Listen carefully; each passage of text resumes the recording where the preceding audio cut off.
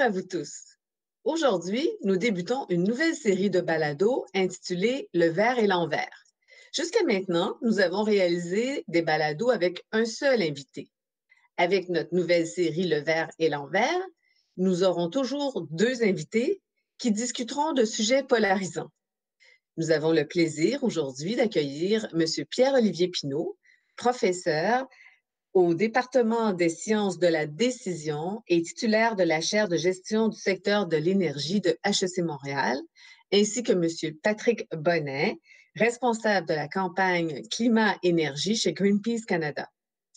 Bonjour à tous les deux et merci beaucoup d'avoir accepté d'être nos premiers invités dans le cadre de notre nouvelle série Le verre et l'envers. Donc, le sujet du jour porte sur les cibles de réduction des émissions de gaz à effet de serre, tant au niveau fédéral qu'au niveau provincial, à l'horizon 2030 et 2050. Donc, je ne peux pas vraiment débuter ce débat en faisant abstraction de la COVID-19 avec tout ce qui se passe en ce moment pour vous demander qu'est-ce qu'il adviendra à la sortie de cette crise sanitaire, sociale et économique de la question des changements climatiques et est-ce que vous pensez que l'ensemble des parties prenantes auront la même priorité par rapport à cette question des changements climatiques? Alors, qu'est-ce que vous en pensez, M. Bonnet? Ben, en fait, tout reste à déterminer à ce stade-ci. Évidemment, on est en pleine crise actuellement de la COVID. On comprend que l'urgence est sur la COVID. Définitivement que l'action climatique est retardée, que ce soit les négociations internationales, par exemple, qu'on sait qu'elles seront reportées. La prochaine conférence des parties des Nations Unies n'aura pas lieu au mois de novembre. Mais on est vraiment aussi à une période charnière. On a deux choix. En fait, on a le choix soit de revenir au système pré-COVID, donc un système qui jusqu'à maintenant nous amenait d'un point de vue climatique clairement dans une zone où on se dirige vers une trajectoire d'émissions très dangereuse, où on profite d'une certaine manière des plans de relance, surtout pour décider d'investir massivement pour relancer l'économie, oui, mais que ça serve de tremplin pour avoir une véritable transition, une transition juste, une transition verte, d'accompagner les travailleurs, de faire en sorte qu'on serait capable de lutter non pas seulement contre une crise économique, mais aussi contre la crise climatique, contre la crise de la perte de la biodiversité. Donc, on est actuellement dans une période charnière. Je dirais, on sait qu'il y aura des milliards et on veut s'assurer que les investissements des gouvernements, qu'ils ne répètent pas le schéma qui s'est produit lors de la crise de 2008 où il y a eu beaucoup d'argent investi, mais pas véritablement de conditions au niveau environnemental, par exemple, au niveau social aussi, rattaché à ces milliards-là. Et autant au niveau provincial que fédéral, on le voit actuellement, il y a des réflexions sur les plans à long terme et ça va influencer énormément la lutte contre les changements climatiques, au-delà évidemment des gestes individuels qui, on le sait dans cet épisode de COVID, on le voit, il y a évidemment le télétravail, c'est un bon exemple. Il risque d'avoir des habitudes qui vont rester, des habitudes qui ont changé dans la population. Toute la question de l'aviation, est-ce que ça va repartir à la hausse, les émissions et le nombre de vols, mais pensez à l'achat local, à l'alimentation locale, à l'autonomie et la souveraineté alimentaire. Donc, il y a également des réflexions qui se font chez les gens en termes d'habitudes de vie. Puis, professeur Pinault, qu'est-ce que vous en pensez, vous, au sortir de cette crise-là? Qu'est-ce qui adviendra de la question des changements climatiques? Moi, je suis plutôt optimiste, mais je partage ce que Patrick Bonin a mentionné. C'est déjà bien. On commence avec un point de vue où vous partagez le même point de vue. Oui, mais ce que je rajouterais, parce que je veux pas répéter ces éléments-là, mais ce que je rajouterais, c'est que la crise a dévoilé au grand jour la grande fragilité de l'industrie pétrolière mondiale. Et on avait déjà vu des niveaux de prix qui avaient beaucoup descendu avant la crise. Et là, évidemment, la chute de la demande, mais la bisbille interne entre l'OPEP et la Russie et les autres producteurs mondiaux ont montré que ce secteur-là n'est peut-être pas le secteur porteur avec des prix élevés que l'Amérique du Nord pensait y trouver. Et pour beaucoup d'investisseurs, ils vont, indépendamment des questions climatiques, ils vont peut-être y penser à deux fois avant de vouloir réinvestir ce secteur-là, qui a été un géant qui se trouve en fait au pied d'argile parce que on le voit, il est plus que n'importe quel autre secteur directement touché. Donc, il y a un côté dramatique dans l'aspect, dans la chute des prix que ce secteur-là doit supporter pour les travailleurs et pour les économies qui en sont fortement dépendantes. Mais ça, à mon avis, c'est de bon augure pour une transition énergétique parce que je doute qu'avec le contexte climatique, avec ce contexte financier dans le secteur du pétrole qui est très aléatoire, je doute que beaucoup d'argent réafflue dans le secteur avec des perspectives de croissance quasi éternelle comme on a vu ces dernières années. Tantôt, je souhaite vous poser des questions sur la transition juste d'ailleurs, puis comment on doit aider les travailleurs. Mais comme le sujet du jour porte sur les cibles à l'horizon 2030 et à l'horizon 2050, j'aurais voulu juste dresser un mini portrait pour le bénéfice des auditeurs, puis ensuite on pourrait débuter. J'aurais des questions pour vous. Ce qu'on sait en ce moment, c'est que l'objectif du Canada, c'est de réduire ses émissions de gaz à effet de serre de 30 par rapport au niveau qu'elles étaient en 2005. Alors, si on veut comparer des pommes avec des pommes, ce 30 ce qu'on a vérifié, équivaut à 15,26 de ce qu'elles étaient par rapport à 1990. 1990, c'est la cible que le Québec s'est donnée c'est sa cible, c'est son rapport de référence à 1990. Donc, au niveau canadien, les émissions devront être à l'horizon 2030 de 511 mégatonnes. Alors qu'au Québec, la réalité, c'est que la cible de réduction, elle est de 37,5 à l'horizon 2030 par rapport à ce qu'elles étaient en 1990. Dans la lettre de mandat que le premier ministre Trudeau a confiée au ministre de l'Environnement Wilkinson, il lui a demandé de commencer à travailler pour atteindre la carboneutralité à l'horizon 2050, donc zéro émission nette, c'est un ou l'autre. On l'appelle parfois c'est carboneutralité, parfois certains l'appellent zéro émission nette. Et pour le Québec, notre cible à l'horizon 2050, elle est entre 80 et 95 parce qu'on doit contribuer à la limitation du réchauffement climatique pour ne pas dépasser 2 degrés Celsius. Par contre, comme les experts internationaux ont répété qu'une économie basée sur zéro net émission à l'horizon 2050 était nécessaire pour limiter le réchauffement de la planète à 1,5 degré Celsius, le ministre Charette avait indiqué dans le cadre de la conférence, la COP 25 à Madrid au mois de décembre 2019, que peut-être que le gouvernement du Québec était prêt à revoir sa cible à l'horizon 2050 pour atteindre la carboneutralité. Par contre, sa cible à l'horizon 2030, il n'était pas question de la revoir. Puis une autre chose importante, avant qu'on commence avec nos questions, c'est un rapport important qui a été rendu public en juin 2019, un rapport Donsky par la firme Donsky, qui nous dit qu'il faudrait investir en moyenne 1,7 milliard de dollars supplémentaires par année pour atteindre la cible de 2030. Puis, seulement même en utilisant des solutions technologiques. Puis, à compter de 2031, pour atteindre la cible à l'horizon 2050, la facture annuelle passerait à 8,5 milliards par année. Puis encore là, la technologie, nous dit-on, ne suffirait pas. Donc, ma première question, c'est pour le bénéfice de nos auditeurs, pouvez-vous nous expliquer en quoi consistent ces cibles, M. Pinault d'abord? Mais les cibles, comme vous l'avez mentionné, là, pour le Québec, c'est une réduction de 37,5% des émissions en 2030 par rapport au niveau de 90. Les émissions de gaz à effet de serre, elles sont au Québec essentiellement issues du secteur des transports, environ 40%. Un autre 40% vient du secteur industriel, où on a, si on inclut l'agriculture, eh bien ça nous fait 40% des émissions industrielles. Et il reste à ça les émissions du secteur des bâtiments, où on a le résiduel. Donc, on a l'ensemble des émissions et au Québec, on a été dans la bonne direction, mais pas assez rapidement. On a réduit d'environ 10% nos émissions par rapport à 1990. Pour 2020, donc, on aurait dû réduire de 20%. On a raté notre cible en 2020. Et pour 2030, ben, il faudrait qu'on réduise de 27% par rapport à 90, puisqu'on a déjà fait un 10%. Donc, on a déjà fait une petite partie du chemin depuis 1990. Et là, donc, ça fait 30 ans plus tard, on a réduit d'un petit 10%, avec une économie qui a quand même beaucoup grandi, avec une population québécoise qui s'est accrue. Donc, il y a quand même des gains qui ont été réalisés, mais certainement pas à la hauteur de ce qu'il aurait fallu faire.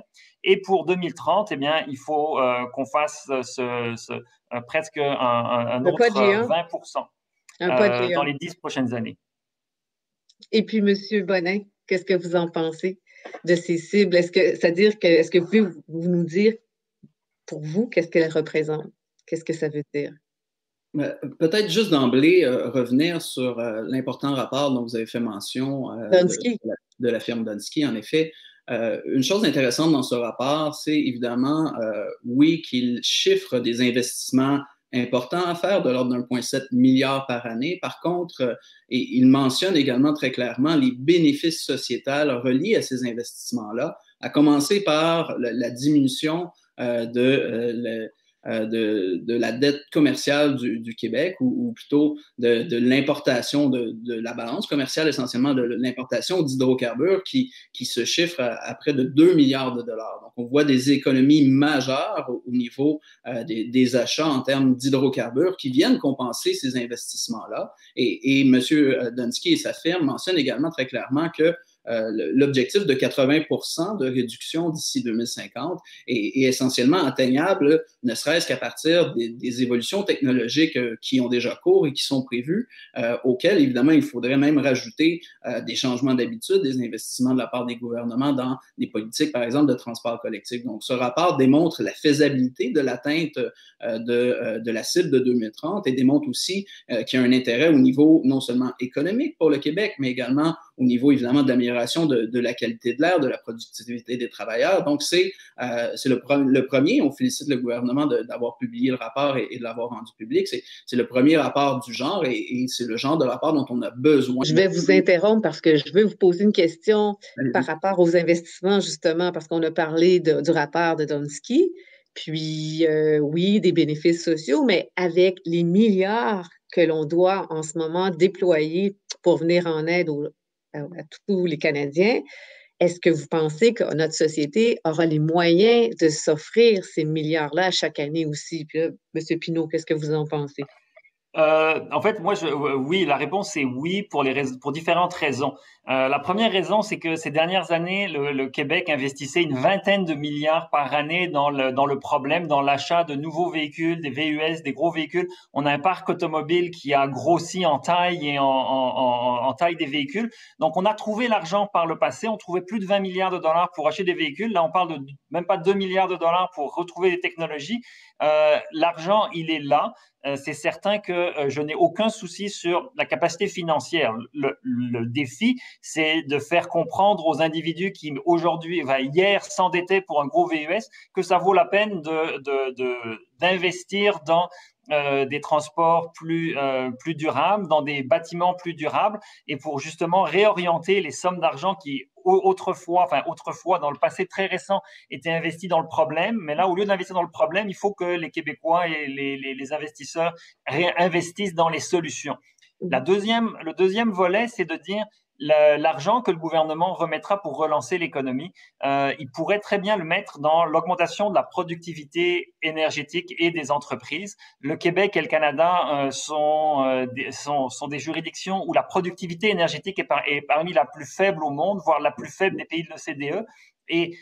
Et donc, on sait qu'on a un rattrapage énorme à faire qui est à la fois bon pour l'économie et pour le climat, parce qu'on sait qu'on peut faire mieux avec moins d'énergie en utilisant des technologies plus performantes. Donc, si le gouvernement est assez malin pour justement aider les industries, pour les aider à être plus performantes, mais d'un point de vue économique et en réduisant leur consommation d'énergie, je crois qu'on a des bonnes chances d'arriver à concilier les deux, d'autant plus si on a au niveau de la consommation un renversement des tendances et la récession qu'on va connaître ou le ralentissement économique qu'on va connaître va naturellement freiner l'ardeur de nos concitoyens pour l'achat et l'endettement avec des gros véhicules qui a vraiment miné notre bilan de GES ces dernières années.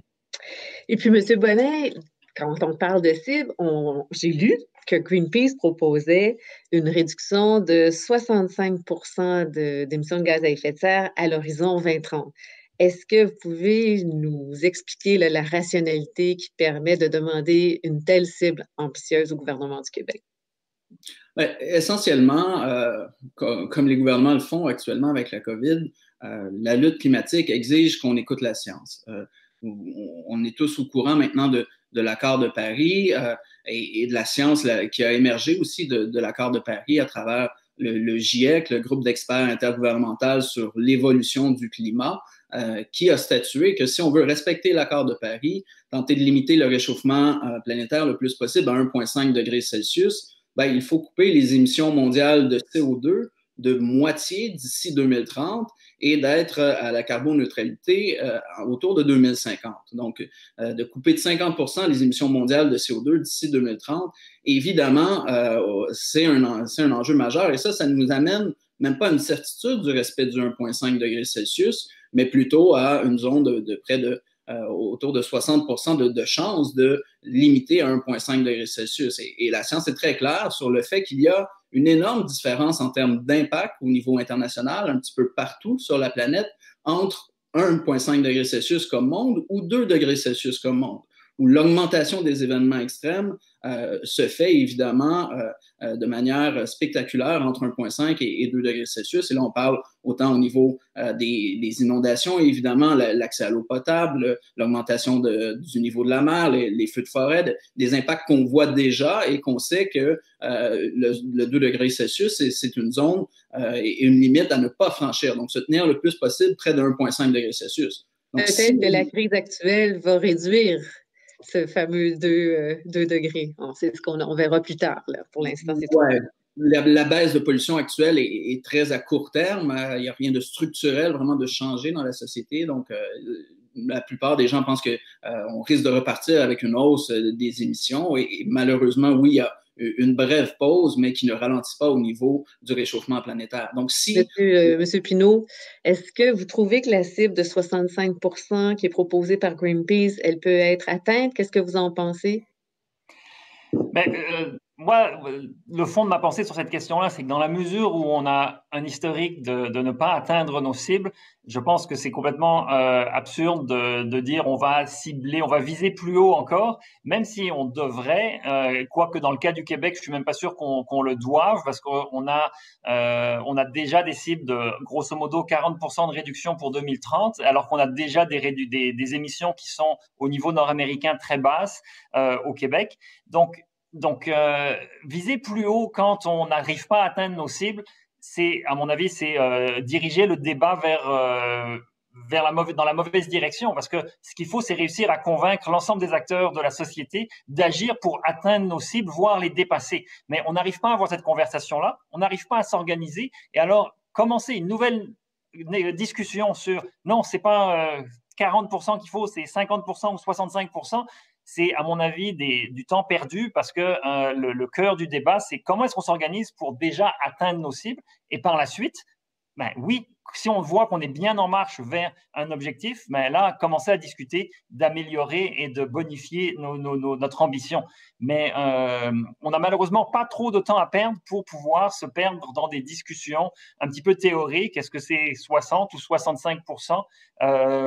Ça n'a aucune espèce de résonance auprès de la majorité des acteurs qui, eux, sont encore au niveau de « je veux une maison en banlieue avec un troisième véhicule, chauffer ma piscine avec de l'électricité ou du gaz naturel ». Et ils ont un niveau de questionnement qui est fondamental à changer. Et c'est pour ça que je pense que c'est un petit peu mal avisé de parler de rehausser les cibles dans le cas québécois et même dans le cas canadien.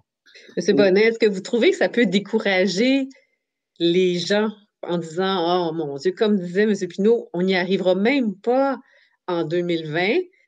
Puis en 2020, ça fait quand même plusieurs années qu'on essaie d'atteindre la cible de 2020, on n'y arrivera pas. Donc, de parler de cibles aussi ambitieuses, est-ce que vous pensez que ça peut décourager les gens en disant « On n'y arrivera pas ».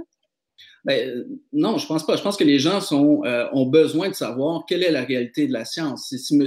Pinault aime mieux ne pas regarder la réalité, ne pas dire la vérité en termes de réduction qui sont exigées la part des pays développés. Là, on le sait, il y a actuellement des réductions à faire au niveau international et les pays développés doivent assumer le leadership. Donc, s'il faut couper de 50% les émissions mondiales de CO2, il y a des principes qui sont dans l'accord de Paris de responsabilité commune mais différenciée, des principes également d'éthique, des principes de justice, des principes qui font en sorte que les pays qui sont en développement, eux, normalement, ils doivent suivre le leadership des pays développés, d'où l'importance d'avoir des cibles plus ambitieuses. Est-ce qu'on a manqué nos cibles dans le passé? Totalement. Est-ce que c'est problématique? Définitivement. Mais qui sont les grands responsables si ce ne sont pas les gouvernements qui, justement, ne sont pas dotés de plans, n'ont pas fait de suivi sérieux des plans qu'ils avaient. Les plans n'étaient pas complets, ne permettaient même pas d'atteindre la cible de 2020. Il y a aucune rigueur dans le suivi de ces cibles-là. Et si on se dit il y a une urgence climatique telle que le reconnaît autant le Parlement à Ottawa qu'à Québec, eh bien, comment on répond à cette urgence-là? Et si vous préférez faire comme si ça n'existait pas, que les cibles et que la science n'exige pas ce type de réduction-là, c'est certain que ça ne sera jamais atteint.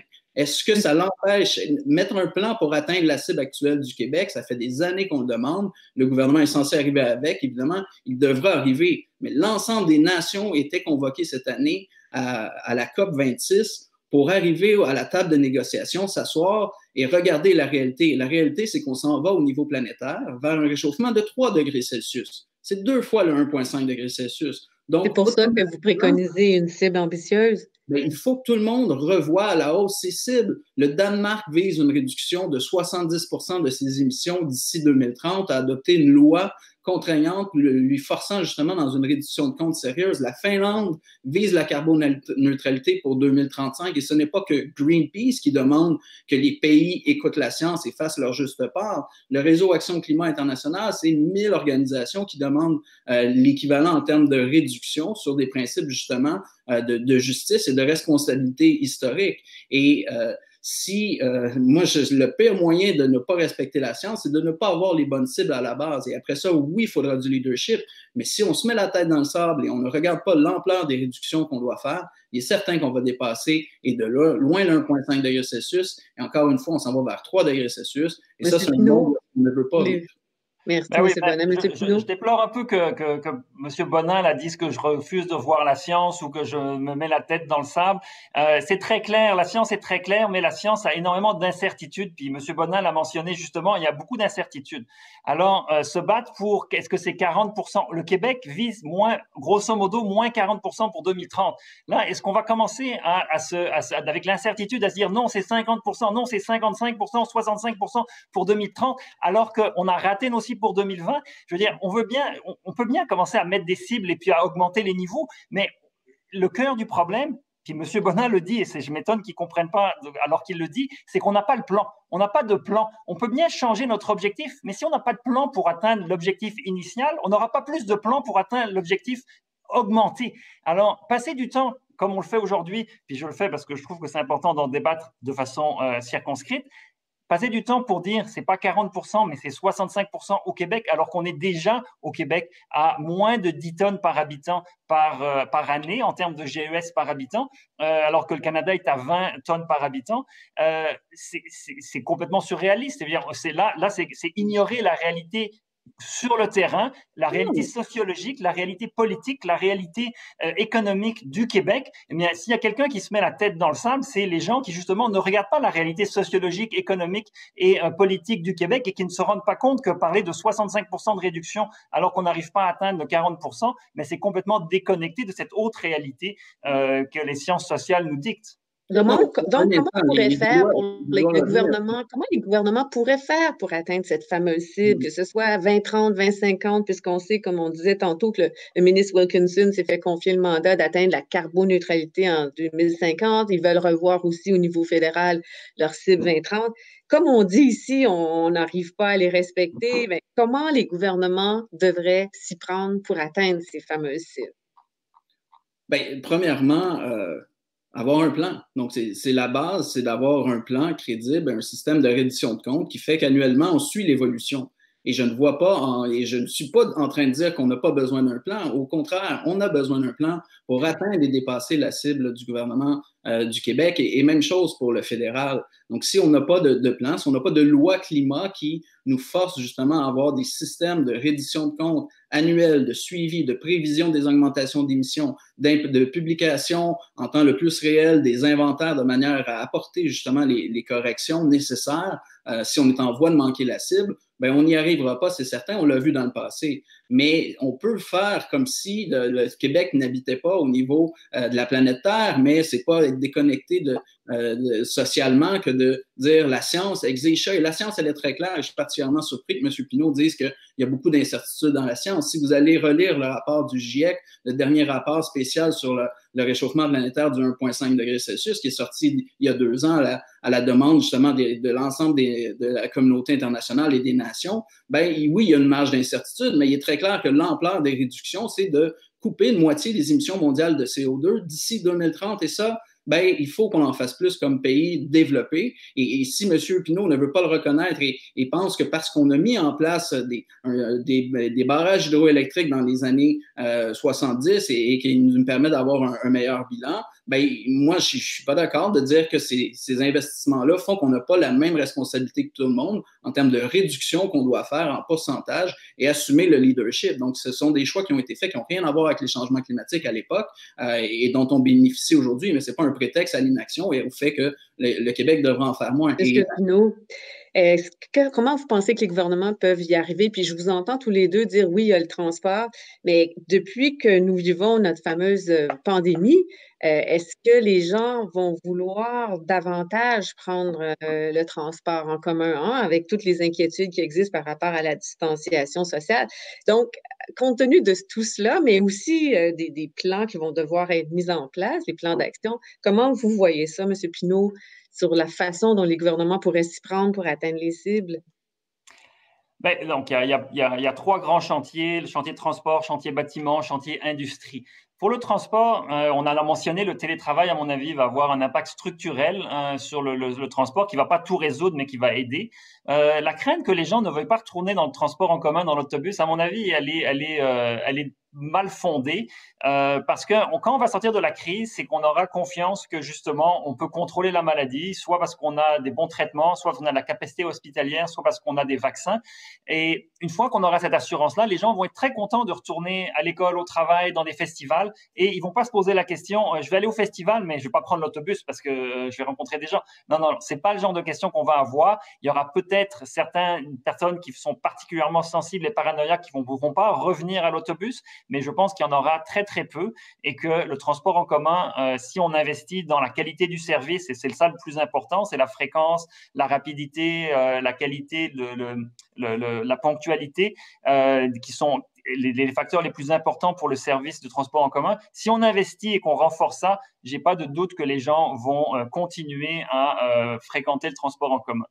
Le chantier bâtiment, il faut viser pour 2050, il faut viser des bâtiments à très faible consommation énergétique. Là, il faut que les gouvernements soient extrêmement agressifs dans le code du bâtiment pour viser des nouveaux bâtiments, des bâtiments passifs très rapidement, avoir des grands chantiers de rénovation éco-énergétique pour avoir des rénovations profondes dans les bâtiments existants pour nous amener à une consommation d'énergie extrêmement réduite dans les bâtiments.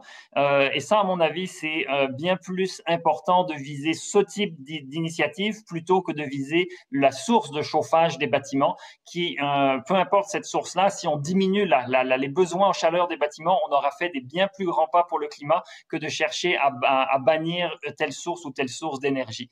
Donc, c'est vraiment travailler sur la consommation par la réglementation, par des initiatives gouvernementales là-dessus pour réduire dans les bâtiments. Si on a les bâtiments et le transport, là, on a déjà des très, très grands pans de notre de consommation. Et là, il reste à amener l'industrie dans la voie de la carboneutralité. Et là, ça va prendre un peu plus de temps parce qu'il y a des technologies à développer. Il y a de la substitution énergétique à faire vers des biocarburants. Il y a de l'électrification à faire.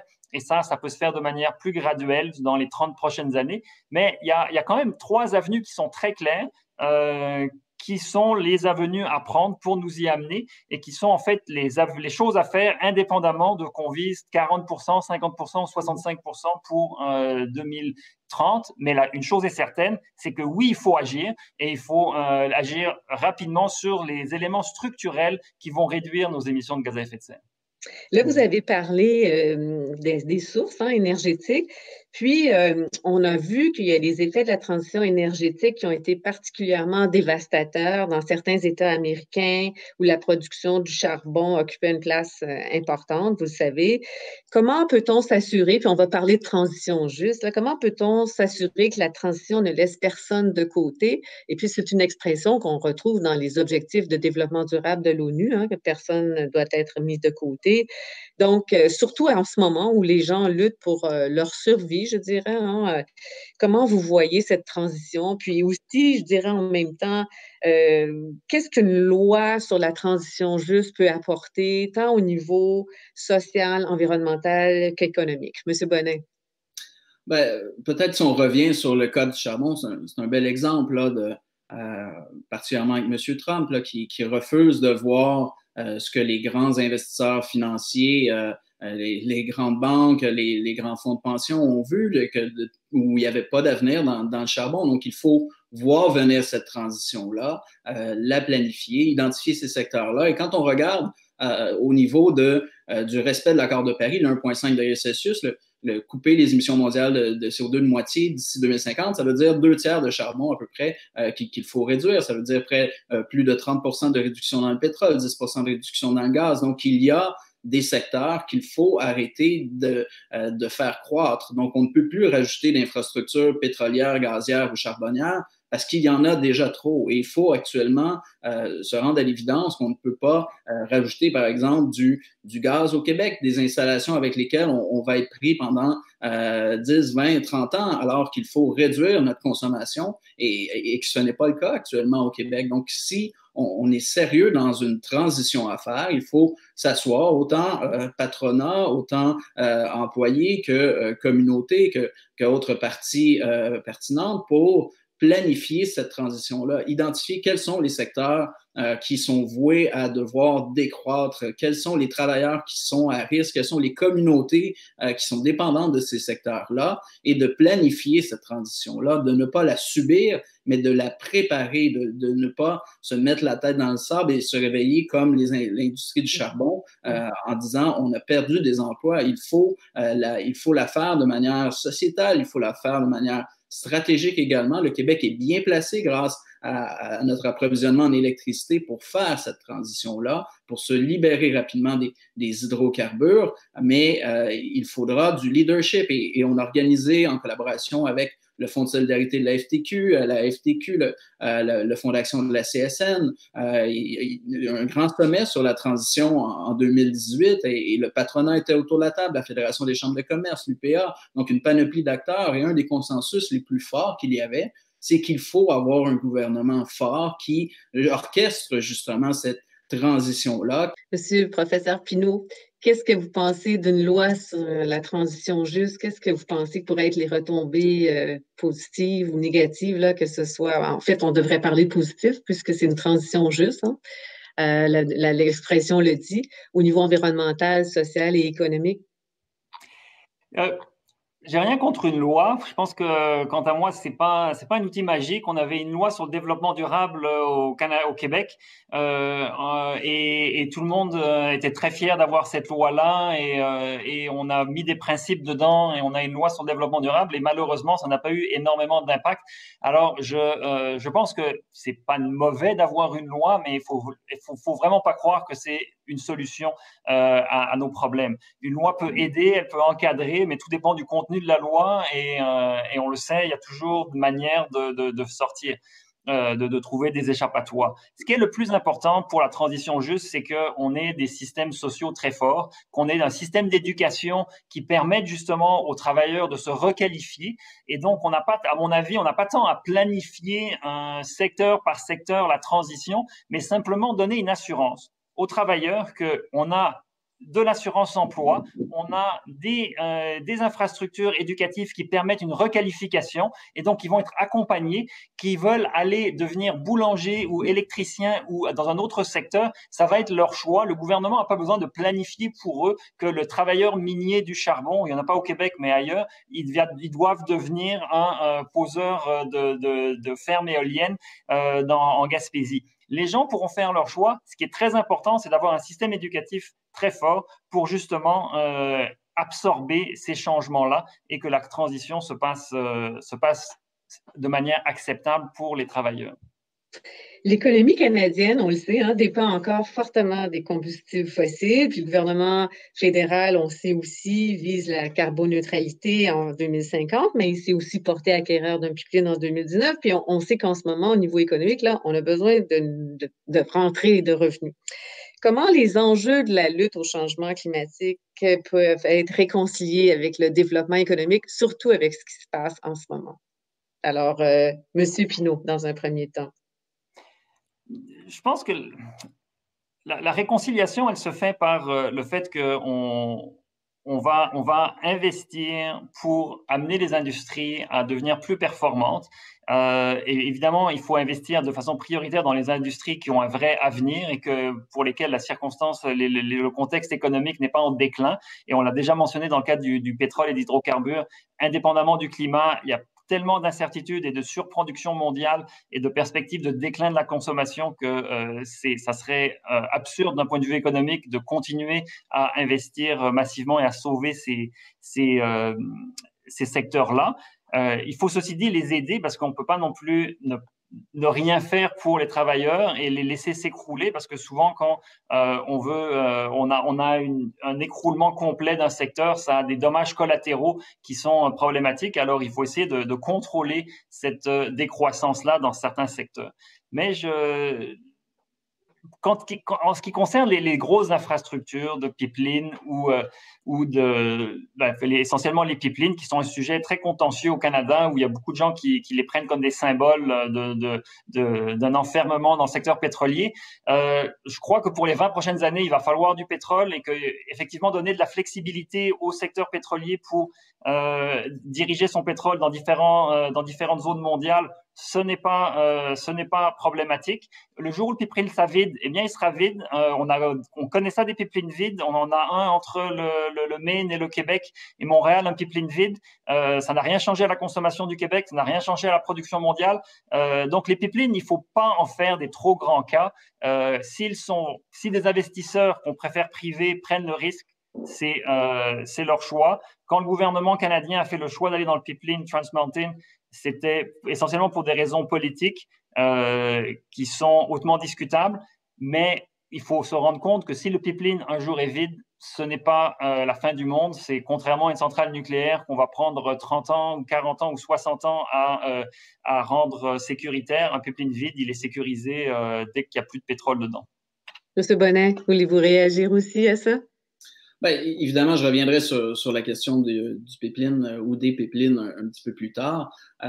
Par rapport à l'économie, comment concilier? Bien oui, c'est faisable de concilier économie et lutte contre les changements climatiques et les investissements massifs dans les secteurs sobres en carbone, dans les secteurs d'avenir, permettent de le faire d'une pierre deux coups, permettent justement de stimuler l'économie et de faire en sorte qu'on réduit les émissions de gaz à effet de serre. À commencer par cesser de subventionner le problème. Donc, c'est cette idée de développer les énergies vertes. Il y a encore un manque criant d'investissement et par énergie verte, j'élargirais évidemment pour les solutions permettant de réduire la consommation, incluant la consommation d'hydrocarbures, incluant les transports collectifs. Donc, si on arrête de subventionner, au Canada, subvention directe de plus d'1 milliard de dollars pour le secteur pétrolier et gazier, qu'on prend cet argent-là et on le dirige justement vers les autres secteurs prometteurs, déjà, on a une partie de la solution. À cela s'ajoute la nécessité d'internaliser les coûts. Si on regarde le Fonds monétaire international, il calcule que les subventions indirectes au Canada, qui incluent évidemment les coûts liés au changement climatique, les coûts liés, les coûts de santé au niveau de la mauvaise qualité de l'air, les impacts également multiples qu'on a à l'utilisation des hydrocarbures et à la production sur l'environnement. Le Fonds monétaire international chiffre cela à près de 60 milliards de dollars par année parce que l'industrie ne paie pas pour sa pollution actuellement. Et la pollution, le meilleur exemple qu'on prend, c'est évidemment toute la question des émissions de gaz à effet de serre, le coût sur le carbone qu'on a, mais qui ne s'applique pas à 100% pour l'ensemble de la pollution. Évidemment, on ne pourrait pas le faire, charger 100% de la pollution aux entreprises parce qu'il y aurait des fuites de carbone, des entreprises qui restent installées ailleurs ou qui ne viendraient pas s'installer au Québec, on en est conscient. Mais actuellement, les entreprises, les grands pollueurs au Québec reçoivent beaucoup trop de droits de polluer gratuits, beaucoup trop d'allocations, au point tel que de 2013 à 2018, ben, ils ont reçu pour l'ensemble du secteur plus de droits d'allocation gratuite, de droits de polluer gratuits qu'ils ont eu d'émissions pour l'ensemble du secteur. Donc, là, vous parlez des droits d'émission gratuits du marché du carbone? Exactement. Parce que s'ils n'existaient pas, ben, nos entreprises ne seraient pas compétitives. Il faut qu'il y ait des droits d'émission quand même. Vous avez raison. On est tout à fait d'accord qu'il doit y avoir des allocations gratuites pour éviter justement ce que vous venez de dire, le fait qu'il y a de la compétition à l'international, qu'il y a de la compétition avec les États limitrophes, mais de là à octroyer plus de droits d'émission gratuits, qu'il n'y a d'émissions pour l'ensemble du secteur, selon nous, ce n'est pas avoir nécessairement un système qui fonctionne de façon optimale et on devrait quand même resserrer ça, d'autant plus qu'on a de plus en plus de territoires au niveau international, et le Canada est un bon exemple, où on a un prix sur le carbone. Donc, cette notion d'internalisation des coûts est essentielle si on parle encore plus d'ailleurs que les grandes entreprises obtiennent des subventions actuellement pour réduire leurs émissions. Donc, il faut trouver un équilibre là-dedans et pour nous, c'est central, le principe de pollueur-payeur, même si on ne peut pas l'appliquer à 100%, ben, il doit être renforcé. Et évidemment, sur la question des pipelines, ben, si on regarde un pipeline en tant que tel, c'est une chose, mais ce qu'il faut voir, c'est